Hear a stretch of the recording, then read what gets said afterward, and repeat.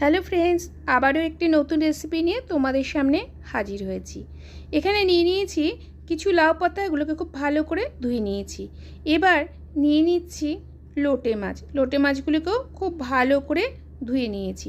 লোটে মাছের জায়গায় তোমরা অন্য কোনো মাছ দিয়েও কিন্তু রেসিপিটা বানাতে পারো, তবে লোটে মাছে কাটা থাকে না বলে এই মাছ দিয়ে করলে একটু তাড়াতাড়ি বানানো যায়। আর নিয়ে নিলাম 5 থেকে 6টা রসুনের কোয়া, শুকনো লঙ্কা, কাঁচা লঙ্কা। এবার চলো শুরু করি রেসিপিটি। এখানে একটা কড়াই বসিয়ে নিয়েছি, তার মধ্যে দিয়ে দিয়েছি কিছুটা জল গরম হলে তার মধ্যে দিয়ে দিচ্ছি লাউ পাতাগুলো কিন্তু একটু ছোট ছোট করে এইভাবে ছিঁড়ে নিয়েছি বা কেটে নিয়েছি। আমি এটা হাত দিয়ে ছিঁড়েছি বলে ছিঁড়ে নিয়েছি বললাম। আর দিয়ে দিচ্ছি সামান্য পরিমাণে নুন।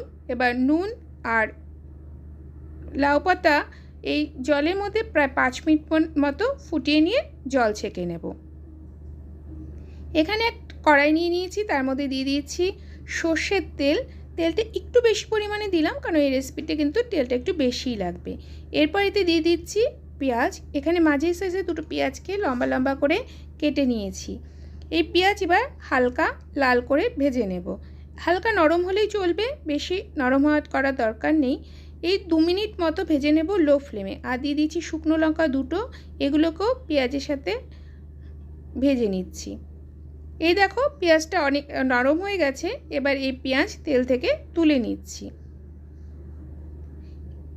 এবার পেঁয়াজ ভাজা তেলের মধ্যেই দিয়ে দিলাম 1 টিস্পুন কালো জিরে, দিয়ে দিচ্ছি 5 থেকে 6টা রসুনের কোয়াগুলির সাইজ একটু বড় দেখে আমি 5-6টাই দিলাম। যদি ছোটো হয় কয়েকটা বেশি দেবে, কারণ এই রেসিপিতে কিন্তু রসুনটা একটু বেশি হলে খেতে ভালো হয়। দিয়ে দিলাম 1/2 ইঞ্চি মতো আদা গ্রেট করে নিয়েছি, সেই আদা এখানে দিলাম। এবার আদা রসুনটা হালকা করে ভেজে নিচ্ছি।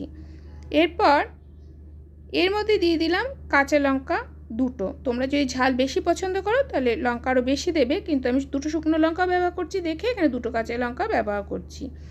এবার এতে দিয়ে দিচ্ছি লোটে মাছগুলোকে।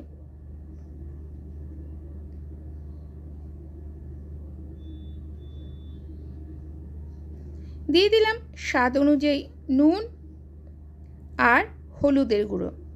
তোমরা চাইলে কিন্তু লাল লঙ্কার গুঁড়ো এখানে ব্যবহার করতে পারো, আমি আজকে লাল লঙ্কার গুঁড়ো ব্যবহার করছি না।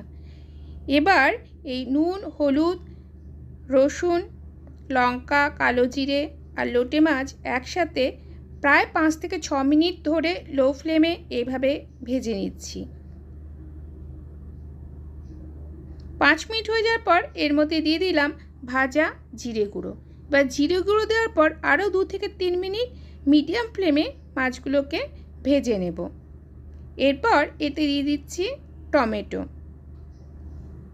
এখানে মাঝারি সাইজে একটা টমেটোকে লম্বা লম্বা করে কেটে নিয়েছি। টমেটোটা কিন্তু আগে দেবে না, পরে দেবে, তাহলে টেস্টটা বেশি ভালো হয়। টমেটো দেওয়ার পর আরও 2 মিনিট মতো সম্পূর্ণ উপকরণগুলোকে ভেজে নিলাম। আর তারপর এর মধ্যে দিয়ে দিচ্ছি সেদ্ধ করে রাখা লাউ পাতাগুলোকে। লাউ পাতা দেওয়ার পর আরও 2 থেকে 3 মিনিট এইভাবে সব উপকরণগুলোকে নাড়াচাড়া করে নেব। আর তারপর গ্যাসের ফ্লেম বন্ধ করে দেব। এই দেখো, এবার গ্যাসের ফ্লেম বন্ধ করে দিচ্ছি। এগুলোকে ঠান্ডা করে এবার বেটে নিতে হবে। লাউ পাতা আর লোটে মাছ বাটা কিন্তু আমার হয়ে গেছে। এখানে যে পেঁয়াজটা আর শুকনো লঙ্কাটা ভেজে তুলে রেখেছিলাম তার মধ্যে দিয়ে দিচ্ছি এই বাটাটা।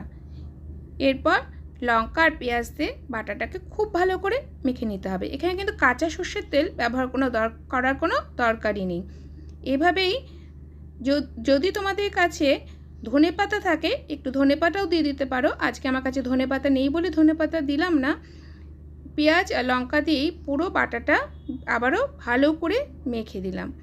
তাহলেই তৈরি হয়ে যাবে ইয়ামি ইয়ামি লোটে মাছ আর লাউ পাতার একটি রেসিপি।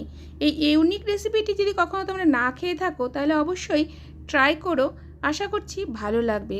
ভালো লাগলে লাইক করবে, কমেন্ট করবে, শেয়ার করবে।